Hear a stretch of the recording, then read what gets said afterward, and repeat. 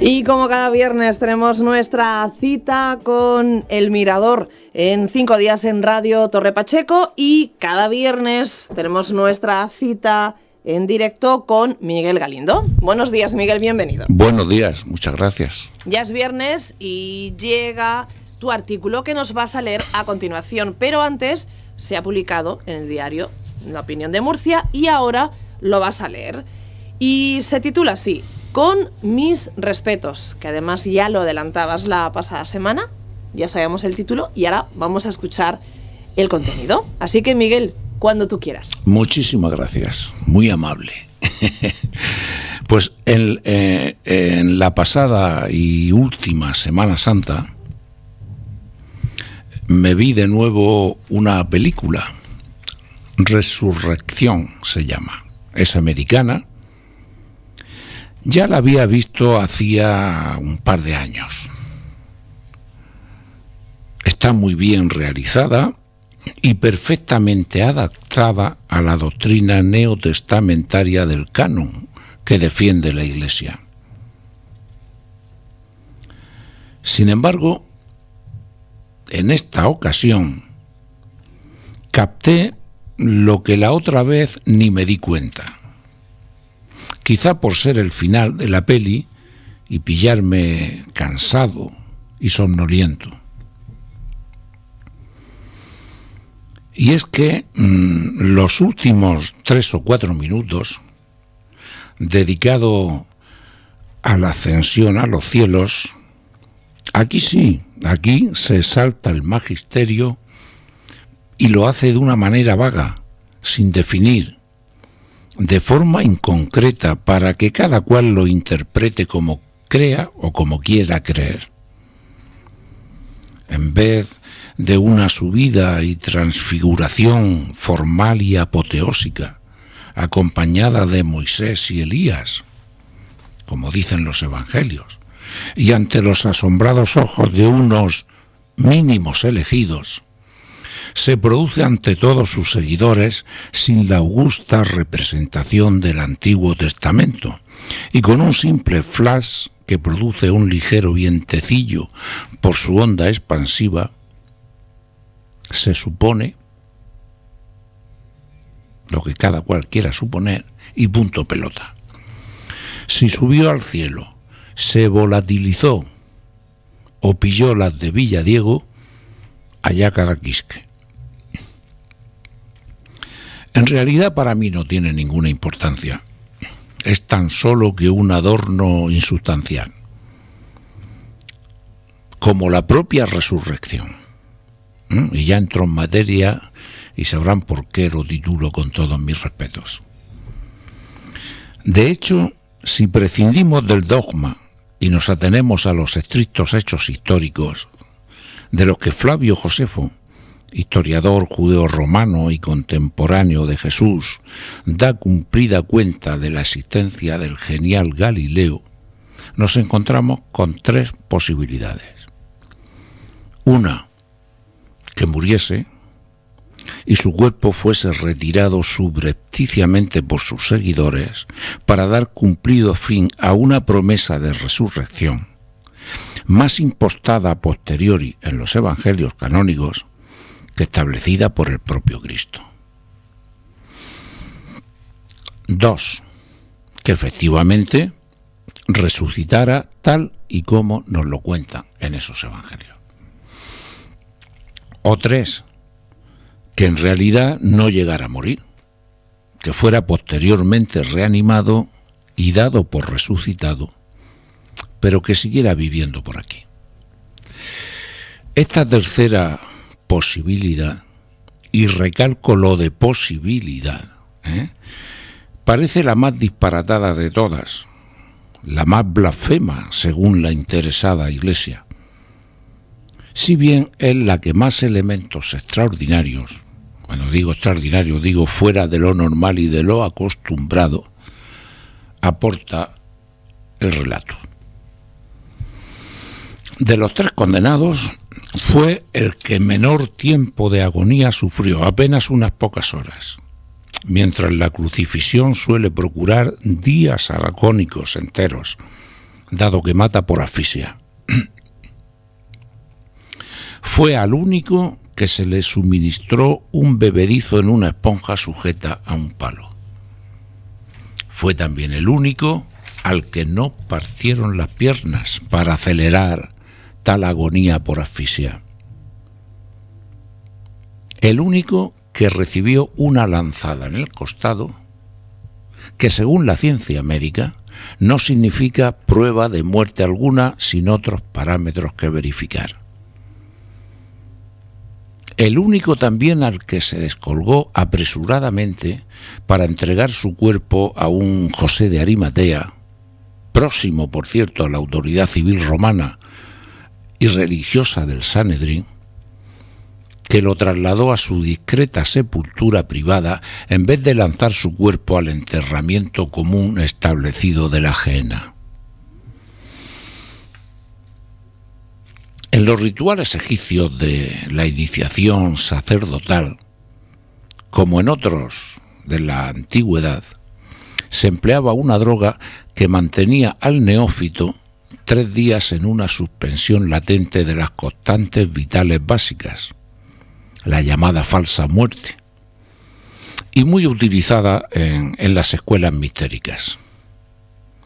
No olvidemos que Jesús pasó toda su niñez y su juventud en Egipto,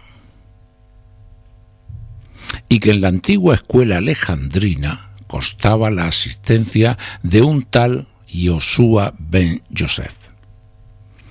Pura coincidencia, o quizá no.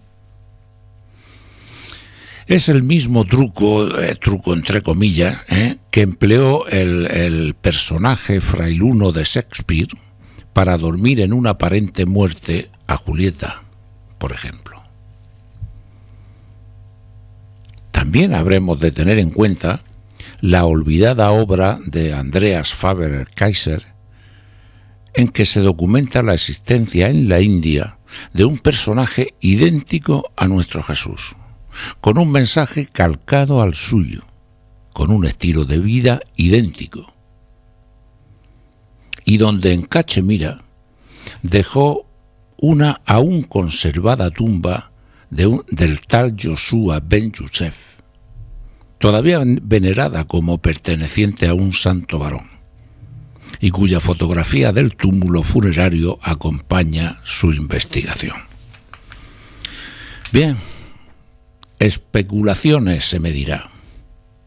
Puede ser, pero no es menos especulativo que la posibilidad avalada, defendida y exigida por el dogma. Ni un punto más de especulativo. Lo que pasa es que una iglesia basada en la resurrección de su figura central, Jesucristo, si le falla tal premisa, se viene abajo por efecto de su propia causa, y eso no lo puede permitir. Y menos una iglesia que introdujo 2 personajes viejotestamentarios en su punto culminante, estamos hablando de la ascensión, en un esfuerzo por asociar y avalar la antigua escritura a la nueva. Es como un cosido, casi que justificando el sistema sacerdotal judío, transpolado a un cristianismo reconvertido en catolicismo. Mas aunque así fuera, mi fe personal en la figura del divino Nazareno no se tambalea ni se mueve un ápice. Y es así porque él no vino a fundar iglesia alguna, ni a justificar sacerdocio alguno, más bien todo lo contrario. Él vino a declarar un Dios personal, único e intransferible, al que solo podemos encontrar dentro de nosotros mismos, sin más intérpretes ni sacerdotes que nosotros mismos, sin templos, sin mediadores, sin dogmas, sin ritos, sin estructura humana alguno. Solo tú y el Padre que habita en ti, decía Jesús. Él estudió a los profetas, asistió a las sinagogas y visitó el templo, es cierto, para desde tal conocimiento, decir y declarar en el Evangelio que Él vino a destruir todo eso. Tan solo entra dentro de ti y busca al Padre que solo mora en ti. Esas son sus palabras.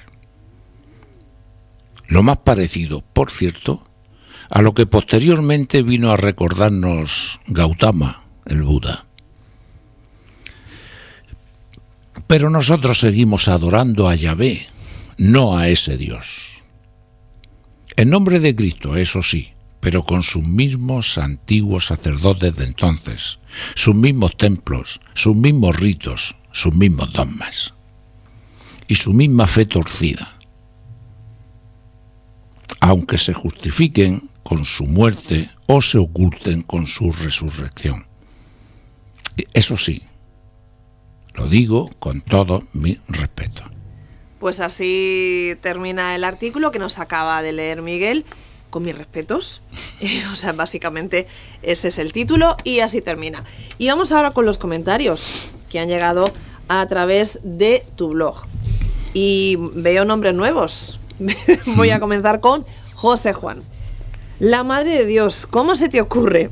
No esperarás que los que te lean aquí en Cartagena les guste el de esta semana. Estás poniendo en tela de juicio el fundamento en que descansa uno de los mayores atractivos turísticos de este país, la Semana Santa.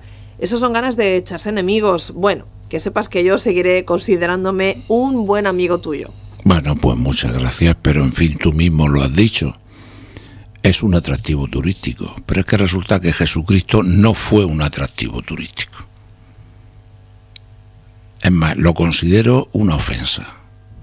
Fíjate los caminos que andamos, de diferentes. Jesús no fue ningún atractivo turístico. Y su muerte mucho menos. Vamos ahora con otro comentario. Este es de María. Dice así, esa película también la vi yo. Y ahora que lo comentas, lleva razón. Como es el final de toda una película muy pegada a la tradición y a las enseñanzas de la Iglesia, pasa desapercibido. Pero es verdad, es cierto, que la resurrección omite todo y lo deja en el aire, en la duda. Exacto. Es que es muy curiosa, claro. Es una película que dura casi 2 horas, si no más. Claro, cuando llegas al final ya los párpados te se cierran. Claro. Y resulta que es muy, muy, muy, muy, muy apegada al Evangelio y sin embargo al final, flash, te lo deja todo abierto. Uh-huh. Todo abierto. Es más, da a entender lo contrario de lo que dice el Evangelio. Claro, es un mensaje. Es un mensaje. Pero claro, hay que saber interpretarlo. Vamos ahora con el comentario de Gabriel. Yo suelo leerte, aunque nunca te he mandado ninguna opinión. Normalmente me gusta lo que escribes, pero esta semana me has sacudido por dentro. Soy de Murcia y vivo sus fiestas tradicionales como el que más. Y nunca me he cuestionado la más mínima duda al respecto. No sé si estoy ofendido o impactado, pero no estoy contento con lo que he leído. Muy bien, yo lo siento mucho. Fíjate, antes ha habido un cartagenero que ha dicho exactamente lo mismo que tú, y estoy seguro que en todos sitios de España donde sacan los santos a la calle, dirán y sentirán lo mismo, lo sé. Pero vuelvo a repetirlo. Tú dices que es una fiesta tradicional. Muy bien, lo de Jesucristo no fue ninguna fiesta. Fue todo lo contrario a una fiesta. Entonces vamos a pensar en eso, Aquello no fue una fiesta. Nosotros lo hemos convertido en fiesta, en negocio, en turismo, en tradición. Añade todo lo que quieras. Fue cualquier cosa menos todo eso. Hoy nos está dando que pensar, Miguel. Vamos con el comentario de María Ángeles. En realidad, tú replanteas el sentido de la fe. En tu propio caso, dices que para ti mismo no es tan importante el tema de la resurrección como para basarlo todo en tal hecho. En un principio no me gustó esa idea, pero luego reconozco que tiene su sentido lógico. Tú basas tu fe en Jesucristo, no en su resurrección en la carne, que para ti es circunstancial. ¿No es eso? Justamente eso. Yo no necesito que Jesucristo resucite para creer en Jesucristo. Eso es magicismo. Jesucristo vino a decirnos que no morimos, no que resucitamos, que no morimos. Eso es lo que vino a decirnos Jesucristo, que la muerte no existe, pero para eso no tiene que montar un número de circo y resucitar ¡ale hop! Quiere decir que lo importante, que no es la carne, sigue viviendo. Ese es el mensaje. Y para eso no se necesita resucitar. Si no se muere, no se necesita resucitar. Es un pensamiento lógico. Ahora lo que montemos con lo otro, eso ya es cosa nuestra. Vamos con el comentario de Mondovilio. Efectivamente, amigo mío, Flavio Josefo es el historiador judeo-romano contemporáneo de Jesús que más habla de él, posiblemente. Sin embargo, la Iglesia no lo utiliza mucho, aun siendo un testigo histórico imparcial. Y eso resulta muy sospechoso. El único que da fe de su existencia, pero como no lo hace desde el dogma de la fe, se procura olvidarlo. En fin, exactamente, en fin. Lleva razón. Flavio Josefo habla de Jesús. Por lo tanto, la Iglesia sí lo nombra cuando alguien dice es que es un personaje inventado. Entonces dice, no señor, Flavio Josefo, pero se queda ahí. O sea, cree a Flavio Josefo como historiador que da fe de la existencia de Jesús. Ahora, en el resto me crees a mí. Que yo digo que el dogma es esto y esto y esto y esto y esto. O sea, hace un uso interesado de las fuentes históricas, la Iglesia. Un uso interesado. Y hay que ser imparcial en estas cosas. Y hay que ver lo que nos aporta la Iglesia, que es todo cuestión de fe, y lo que nos aporta la historia, que es todo demostrable. Seguimos con el comentario de Monse. Estas cosas me dan un poco de miedo y respeto. Es como remover las columnas en que se basa la fe personal que una ha mamado desde chica. Me dice Mondo que la fe no significa conocimiento necesariamente y que muchas veces choca lo uno con lo otro, porque aun partiendo de la misma cultura suelen perseguir intereses diferentes. Exactamente.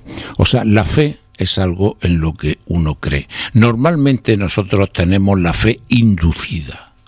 Desde que nacimos nos inducen una fe. No una fe adquirida, es una fe inducida, no adquirida. La fe adquirida se adquiere a través del conocimiento, de la investigación, de no esclavizarse a nada, que no tenga su lógica. Y la fe inducida es la que nos meten pues en la misma leche que mamamos, desde bien niños. Y son 2000 años de cristianismo y de fe inducida a través del dogma, y eso es así, nos guste o no nos guste. Vamos ahora a leer el comentario de Enrique. Como profesor, tengo que estar de acuerdo contigo. Si uno busca en la historia, no siempre encuentra la base en que se apoya las fes. Y es que una fe normalmente está confeccionada a base de dogmas y muchas veces esos dogmas te apartan de la verdad y de la realidad. Esa es la cosa, amigo mío. Claro, es un poquito lo que acabas de decir. decir. No sé si se apartan o no se apartan. Lo que sí es cierto es que vamos a ver, a un determinado papa pues se inventa que la virginidad de la Virgen y catapum, y lo encasqueta como dogma, y toda la grey cristiana se lo tiene que creer sí o sí.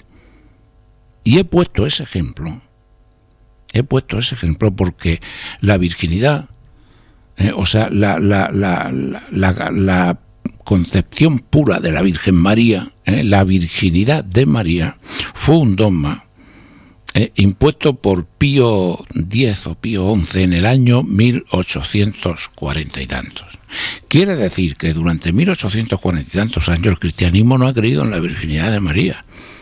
Y solamente 100 y pico de años, los últimos, lo ha creído como si esos 2000 años hubieran estado ese dogma. Bien, eso es la fe inducida.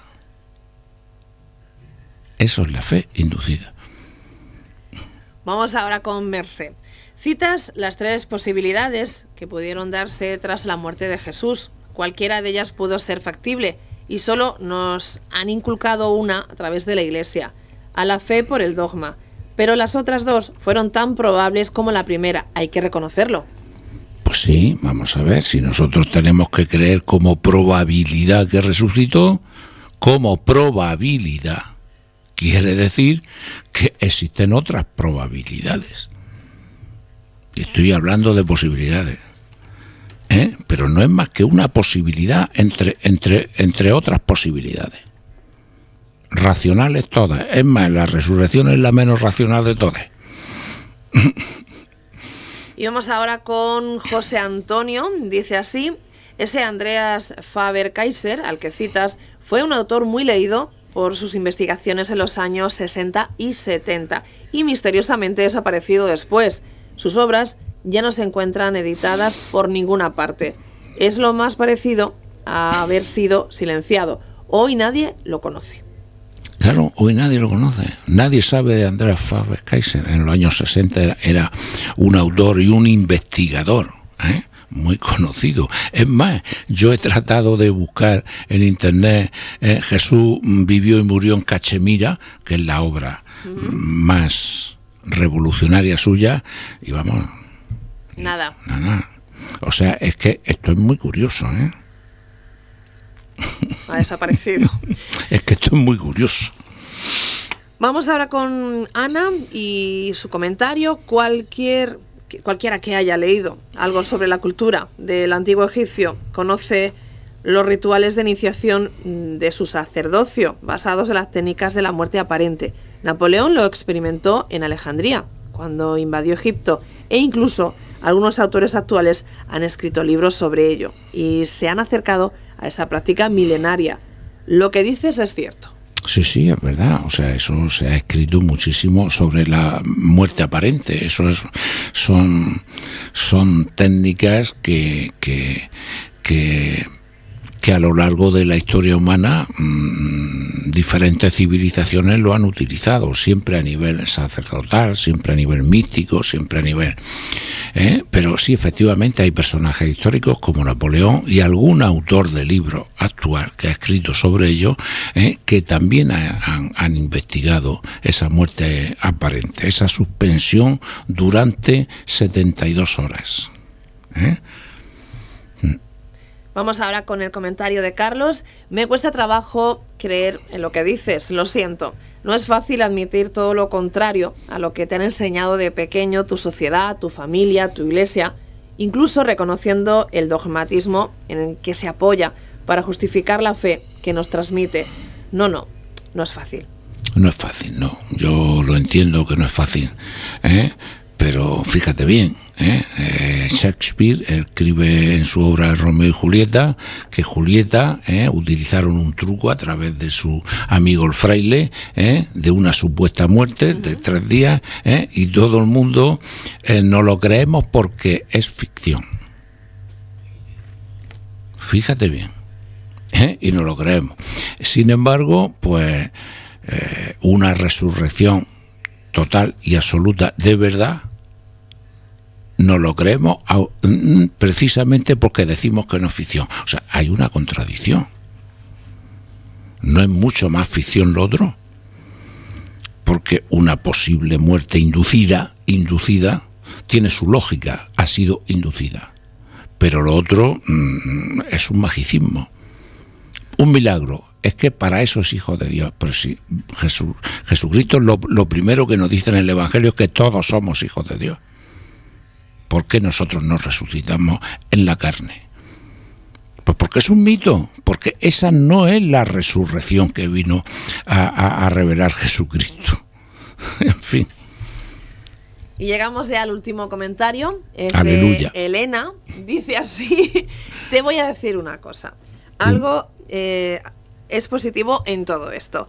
Y es que si tú escribes o dices esto hace 50 años o menos, esa misma noche duermes en la cárcel. Eso por un lado. Y por otro, el anatema de la excomunión no te lo quita ni Santa Rita. Y con suerte, porque ya no existe la Santa Inquisición, que si no... Me cortan los lareles.